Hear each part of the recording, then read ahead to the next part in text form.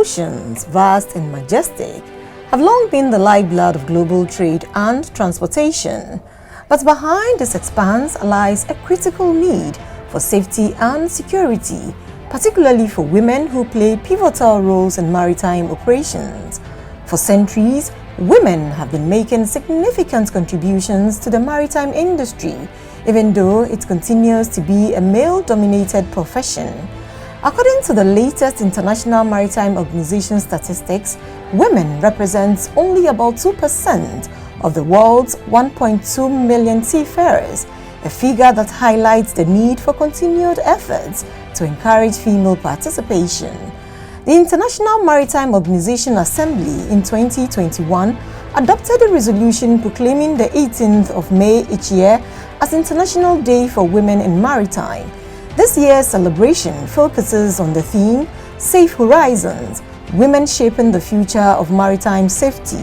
The Ghana chapter of the Network of Professional Women in Maritime and Ports for West and Central Africa, in celebrating the theme, Safe Horizons, Women Shaping the Future of Maritime Safety, have decided to throw the light on 5 different women whose varying roles are ensuring that we are enhancing further the safety measures that have been implemented to run our ports.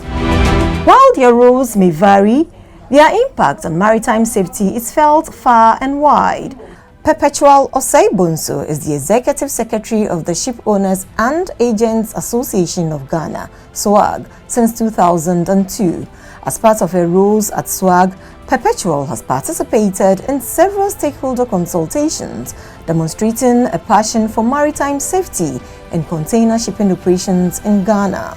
Under IMO, there are international organizations that are, championing safety of the seas and that kind of, environment. Both the environment, making sure that we have what we call the MAPL rules, and Ghana Maritime Authority, more or less, is the safeguard. Every country has its maritime authority that ensures that these laws are being complied to. It's even in the interest of the line, because you have cargo on it, you have human beings, your crew must also be safe.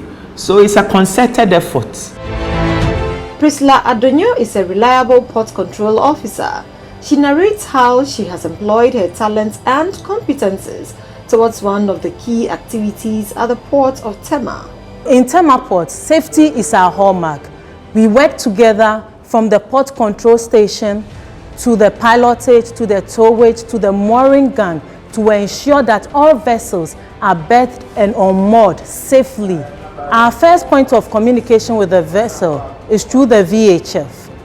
So when the vessel is about 2 miles to our boarding station or to our anchorage, which is 12 nautical miles from the baseline of the Tema port, the vessel will call, and the vessel will inform us that she's about entering into our waters. We have compulsory pilotage in Tema. So every vessel that is coming in Tema needs to be brought in by a pilot.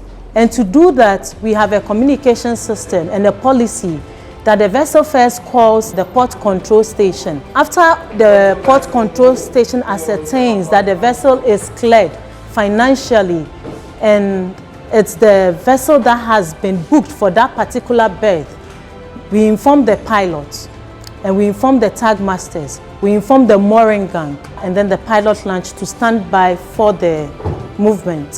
When the vessel is proceeding, we monitor her on the AIS and the EGDAS that we have to ensure she does not drift into shallow waters. And also, we ensure she is navigating within a certain speed that is safe for the pilot to embark. Francesca Ishen is the Principal Security Officer at the Port of Tema. The requirements of the ISPS code is strictly enforced by the ports. That's all people who have legitimate business in the ports should be carded with photo ID card. So if you don't have the pass, then we know that you are not supposed to enter the port. Safety in the ports begins with the pass and vetting office, and with the pass issuing office, all port users are safe, including their goods. Meet Rachel Ansong, whose journey in the logistics industry started in 2007. As Managing Director of Richans Logistics, she has led a dedicated team in delivering tailored logistics solutions that exceed expectation. With years of experience in the industry, she brings her expertise in strategic planning, resource optimization, and customer relationship management to every project her team undertakes.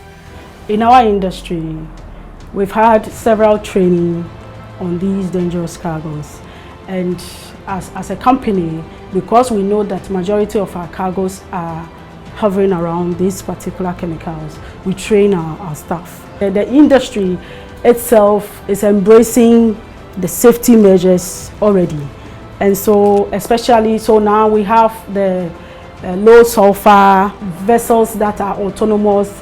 We have all kinds of things, the green sustainability, measures all over the place, and so all these things are measures that are being embraced by the industry to enhance the operations. I will encourage women to be part of this industry, because it's an industry that it will never die, because each and every day we are moving something from one place to another. Okay, and once you are able to deliver well as promised, it's quite rewarding here, especially when you see it as a passion. Meet Bernice Feidu, who has been a key actor in her organization's fire prevention and safety processes at the port. Her dedication to work has earned her the admiration of her peers and superiors. The port is assigned onto ISO standard, and the fire and safety department, ours has to do with the ISO 45001. That's the occupational health and safety. Since the organizations are ISO certified, we don't do anything our own. Steps that we go through is governed by ISO standard and IMDG's regulation in handling of dangerous cargo. We have types of dangerous goods from class 1 to 9, and they have risk level. So when they submit this information advanced to us, it makes us to make ready for them in case of any spillage, any emergency. We know what you are responding to. We know the type of cargo we are going to handle. Apart from the dangerous goods and the conventional goods that we handle, some of the vessels when they come also, some request for bunkering, meaning they are taking fuel. Yes, some also take fresh water to balance the vessel, and some also do hot works in the port. So we have firemen that will go on board to do this inspection. Maritime safety may begin at sea, but the integrity of maritime safety is anchored ashore. On this International Day for Women in Maritime, let us celebrate the invaluable contributions of all the women who are making waves in the maritime industry, one administrative decision at a time. Through their hard work and determination, these women are shaping the future of the maritime industry and paving the way for generations to come.